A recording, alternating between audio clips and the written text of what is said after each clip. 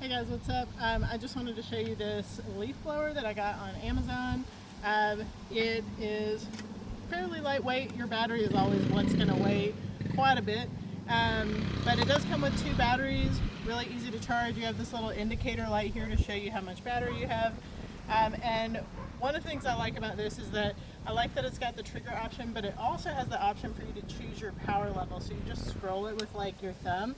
So it starts at 1, goes all the way up to 6, and then has the easy to squeeze trigger just like that. So I'll just give you a little demonstration of this. Oh, it also comes with a couple of different ends, like if you need a more narrow end.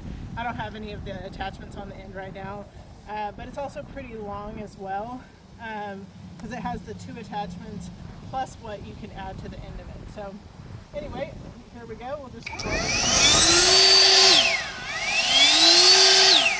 you can see that works really well. So I'm pretty excited about it.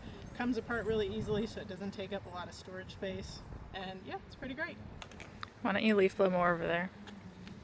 That stuff.